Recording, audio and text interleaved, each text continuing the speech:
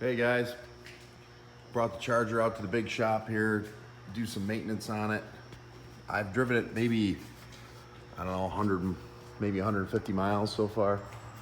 Figured to bring it out here, check over stuff, make sure my exhaust clamps and stuff wasn't loose or loosening up or anything. Didn't find anything major really. Cleaned off a little bit of overspray dust and stuff that was under here. And just a lot of sanding dust. They're kind of close up and moving around. You can just listen to the video really. But I did find something interesting. Now you can look. Has anybody ever had a leak in a Dana 60 right here? In this, I don't know what you call that, a tube hole, because your tube compresses in here and this tube section is knurled in there. But I cleaned it up now, but you can see where that paint is freshly removing because there's oil in there. This had a weepy leak right there. I've never seen that before. This side isn't doing it. Because I did see a spot of rear end fluid on my floor in the garage at home. It's coming out of there. That's pretty crazy. I've never thought that could happen. But I checked my fuel leak, or not my fuel leaks, but my fuel fittings and all that everywhere, and made sure the exhaust wasn't moving around at all. All seems pretty good. I did end up tightening my shocks up. I kind of forgot that I had them all pretty much loose for the drag strip. I'm gonna have to get in here and paint a little bit too as I digress. There's some overspray there. Yeah, I don't know, I think there was about 9 or 10 clicks of adjustment, and I went 6 clicks hard if there was 9. So I went all the way tight and then backed off 3 on both sides. And it was a little tight. So I backed them out, just 1 more click. But doing that definitely made the car easier to drive. It made it a little more responsive and handled a little better on the road. Because those tires definitely don't handle the highway very well at all. They get caught in grooves and stuff and wander like crazy. But yeah, it definitely made a difference adjusting those shocks. I'm glad I did that. So I did an experiment the other day, putting some Ultra 93 in this car, and that threw my air fuel way off. I can't remember if I did a video on that, but it whacked it out good. I had it tuned into ethanol free 90, and I decided to back it off, or I'm gonna let the car down here.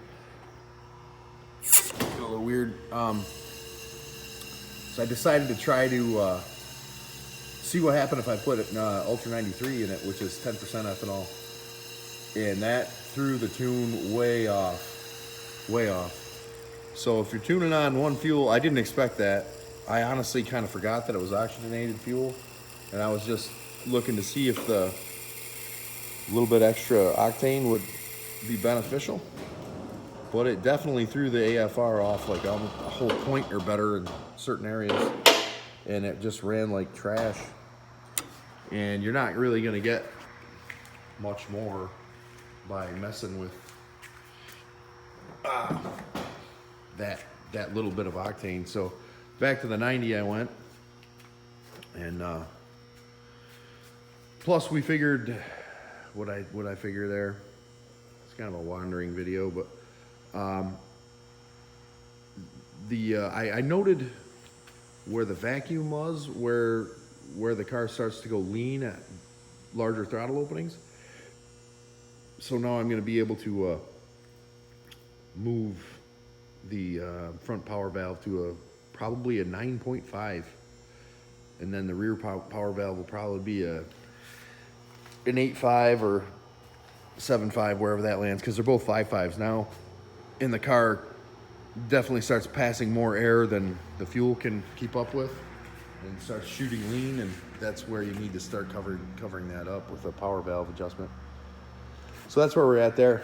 I also just added about 1/4 of a crank to my passenger side torsion bar adjuster, because the front of the car always seemed like it was low when I'm riding around. The passenger side seemed diving down. And sure enough, I parked the car out there in the apron, came in here and turned on the lights and stuff. And that passenger side of the car was low for sure. And I was like, So a quarter of a turn actually does a fair amount. So if you're gonna adjust that, you don't need much. But we're gonna take it out and drive it a little bit again and see how it feels now. Hopefully it doesn't feel like it's dipping in the front anymore. That noise you hear when I shake it, that pop in the back is there's aluminum front bushings in the rear leaf springs on this car. For drag racing, the accuracy of the front half of the leaf spring is a lot better when you have a solid bushing, but it's noisy and shaky and weird. It's not great for road. You also have to check them for wearing out. Make sure you grease them good if you use them. But I have noticed the suspension on this car has gotten a little weaker, a little softer over the years since I put it together. Like 20 years ago, probably. I did the super stock setup. And the rears definitely dropped some over that time. Those springs have weakened a little bit. I can definitely tell by just looking at the back of the car, it sits lower. On the other hand, too, I just thought of this. I'm actually carrying some more fuel around, more than I used to averagely, so that might be making a bit of a difference too. I just thought of that.